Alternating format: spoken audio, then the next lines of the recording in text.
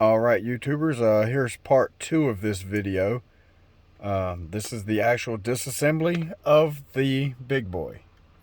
And something I didn't get the other night was the name of the guy, or at least his channel. I don't like giving out people's names, you know. That's between you and them if y'all exchange names. But the name of his channel is FJX2000 Productions. And you go there and check out his Bigboy locomotive and his videos and all that good stuff. But super shout out to him for those decoders. Those will be used very, very gladly. And oh, excuse me, gentlemen. Back's hurting tonight, but you know, thank you. Super shout out. Y'all go check him out. Like, subscribe to his channel and all that good stuff. Same thing for mine. But without further ado, let's go ahead and jump into why we're here tonight. And that's the disassembly of this. And somebody else finally posted one on YouTube, how to disassemble this thing. But they didn't post what I'm doing. I'm going to do a full breakdown. Everything. I probably won't disassemble the drivers, you know. I'm gonna take them apart as little as possible, but we're gonna get the whole assembly here off of both, and we're gonna get the bottoms open, get these wheels out and get them cleaned up, and all that good stuff. So we're gonna really jump into this thing. We're gonna go deep. We got our tools. We have our little catch cup for tools. We have, or not tools, but parts. We have grease, oil. We have everything we need to make this thing run good. I've already took this apart somewhat, mainly just so you know, I know better what I'm doing. I left some pieces out, like this is the drive shaft that runs everything. I left them out because they're not going back in the first place. So, but they just pop right out. But let's get to it. First things first, this little screw up here. I'm gonna have to show you what I've done because it's actually a nut and bolt assembly, and that nut bolt assembly is what actually holds the front boiler cover on, as well as the front of the locomotive down. But right now I do not have a tool that will reach in here, because when I get this thing out I'll show you. But this bolt's a little finicky, and I could not find the nut anywhere that actually goes with this, so I modified it so it's still threaded into something. But what time I was at it, I went ahead and just glued the boiler cover in place, so I don't ever have to worry about it coming out. It's now part of the shell. But it's tacked in well. I didn't actually glue it in as a permanent thing, because you might have to get it out one day. So when I glue stuff, I try to use as little glue as possible to get the job done, and put it in, you know, prime spots, and that helps. And by that I mean areas that make a lot of contact, and then you can just use a dribble of glue. And I'm about got this out. This bell and screw was ridiculous to find, and the reason I went and got it is because I want this thing as close to original as possible for taking it apart. Trust me guys, it goes a lot quicker after this. Alright, there we go. There's that bolt with the bell, and it goes in there. Next thing, same thing for this steam dome. It's just pressure fitted, and a lot of them has went missing over the years. And also I was missing this little screw, so that's another thing I had to make do with. I haven't got the correct screw, so this one doesn't want to bite down like it should. So we're going to keep searching for a screw, but in the meantime that one will serve as a representation. Now that's 2 screws, and there's 3 screws in total holding this together. So gently, let's go to the bottom for the 3rd screw.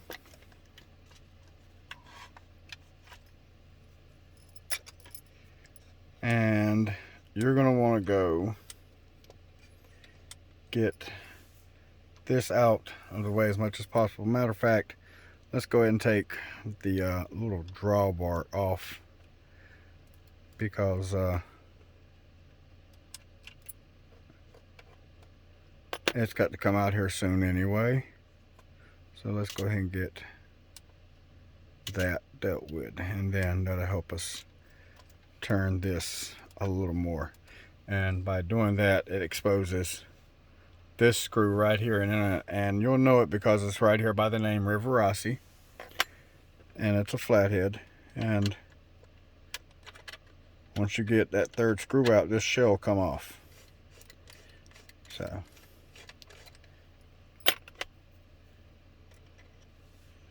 all right, that's that. Now let's go ahead and do this what time I got it upside down. It doesn't keep the shell on, but it keeps the steam pipes, I guess what they're called, these right here. And if you forget to take these out, well, you just cost yourself a lot of money. None of these parts are cheap or easy to find, so do this right the first time, and make sure you have a platform like I have. This is actually got a border, a 2-inch border around the whole perimeter of this thing, and so that way if you drop any screws, they don't go rolling into the abyss. Now springs, on the other hand, I can't guarantee you where they go, so be careful with them. There's one of these on each side, 2 of them, so repeat this twice.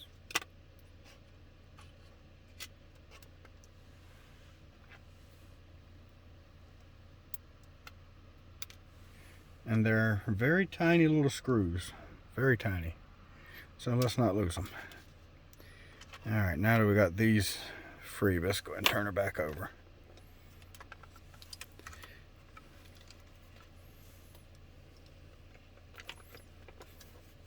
And just like that, the shell comes off. Let's set the shell to the side. Now, I replaced that cab. I went and got it replaced, got it glued back on. And same thing for that chin frame here, that boiler front. So that's all original stuff, like new, real good shape. Now, this is where things start getting a little complicated. So there was a drive shaft in here. I left it out. Same thing for here to here. I left the drive shafts out. In order to get the motor out, 2 flathead screws.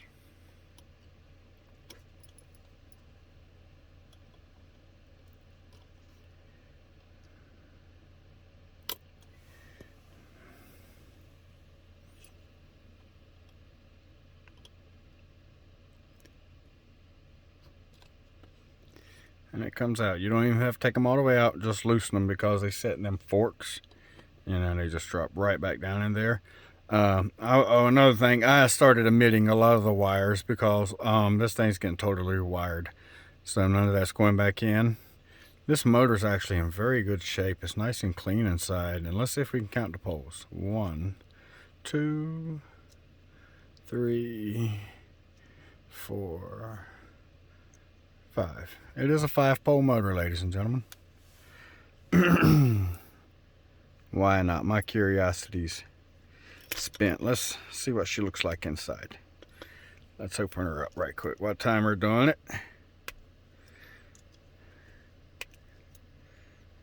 Oh, that's why not. Let's see here. I'm not going to waste too much time trying to open it. If it won't open, we'll make it part of another video. Plus, there's other videos out there of Rivarossi motors being opened.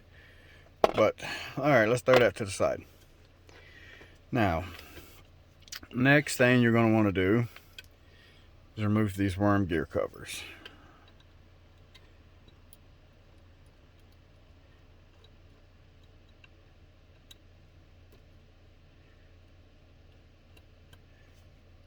And let's go ahead and do all 4 screws, and then we take them out.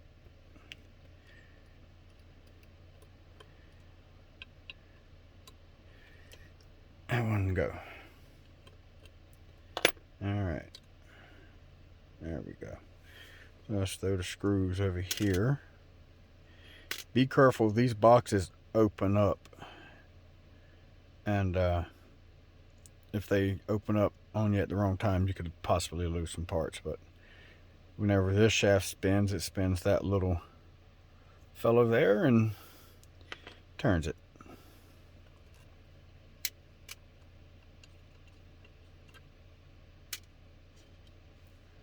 Make sure this one works. Yes, it works. Looks good to me.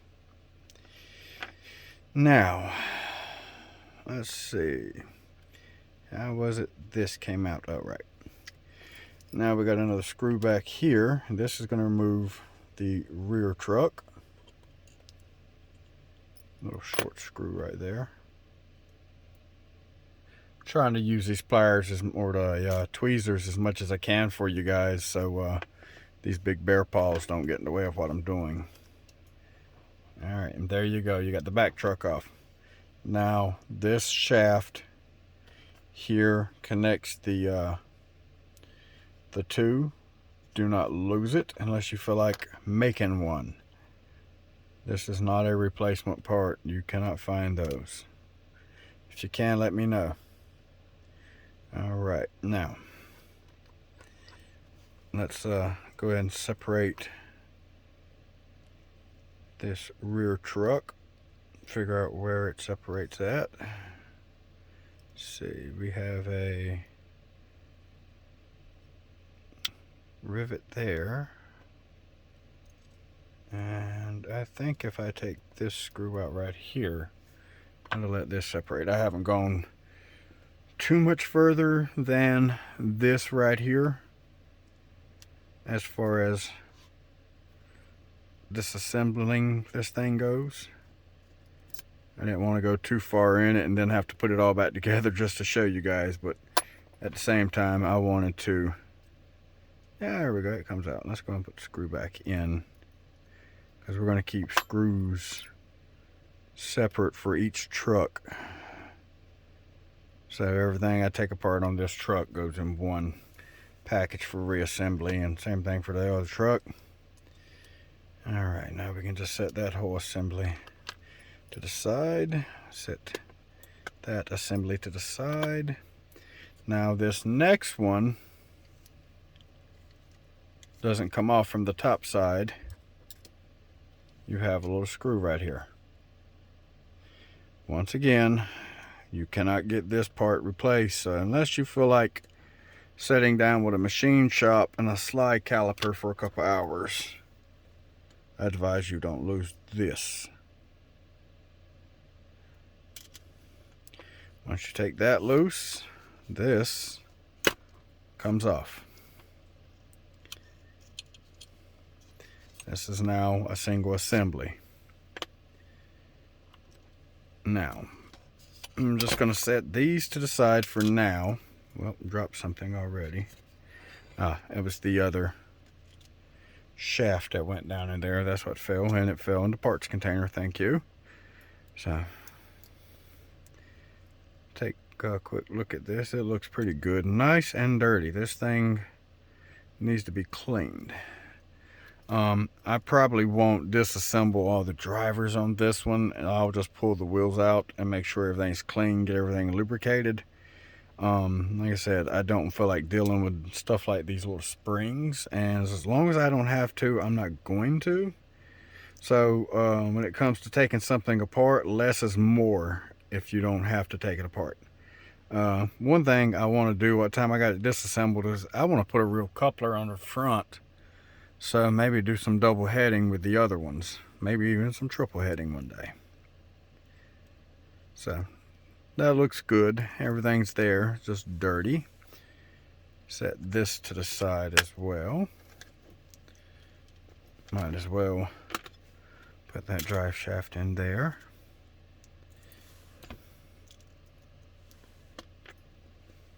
Now, generally you won't have to worry about what I'm doing now, but like I said, the old motor will not be going back in. This motor will be going back in. Now, run into a small problem because once all this is fit in here, and yes, it will fit, these drive shafts don't line up with it center to center, so just getting a drive shaft in there is not easy. So otherwise, I'm going to redesign this, or I'm going to gear drive it. I haven't figured that out yet. More likely it's going to be gear driven, but for the meantime, you know, I still got to get this big hump cut out, get this fit in there. The thing right here, it's spring loaded. I can't remember what this thing is called, but it applies pressure to that bottom truck to help it track straight. I got to make sure there's clearance for it, so you know everything's got the steel clearance after I get it all in there. And same thing goes for this. This is where that steam dome screw goes through and threads in. So like I said, all that's still got to be done. So let's move on, break this on down another step. You got two screws in it, one up here and one back here. And you got to do is take them out.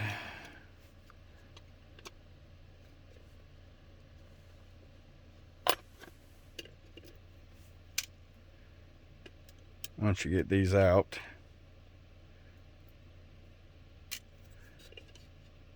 that's it. That's all plastic, minus this little bar right here. Do not try to take it out. It is riveted in. So don't do it. I got to fix this little crack up here. I didn't notice it earlier until I went to modify this. And this is what I was telling you about with that screw from, let me see if I can find the right screw. The one with the bell attached to it still. And there's the bell. So, oh, there it is. Okay. This is a screw that goes through the bell. And like I said, there was a nut, and it looked a lot like this nut here. Except for I couldn't find the right size nut no matter what I'd done. And even this one that fits really close, but you know, it was still just no cigar no matter how I turned it. It would go in that little pocket right there. And like I said, once you put it all together, it would go down that channel right there, and it would place tension on everything and hold that boiler front in. There was only one problem with that design. It's crap. So that's the reason I glued that boiler front in and ditched the screw. And what I done, I just laid a piece of plastic. I took a coupler pocket. Okay. Just took a simple coupler pocket, cut me a piece of plastic off of it, laid it across there, drilled and tapped that little hole, and no more problem with losing the screw or the nut. And you know, it still fits nice and tight, but I've got to work on that, so it ain't such a pill to get in. But you know, I'm gonna work that in when I do the reassembly. Before I do it, I'm gonna work that all the way in and out a couple good times just to loosen the plastic up. But yeah, no more losing boiler fronts or that tiny little nut that goes on this tiny little bolt. And James May, if you're watching this, I will tell you the difference between a nut and a bolt. A bolt is intended to be used with a nut, you nut. A screw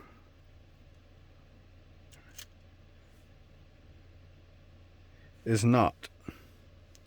And if you look, the threads are very, rough on this versus that. And it's meant to pin something to something essentially. So that's the difference.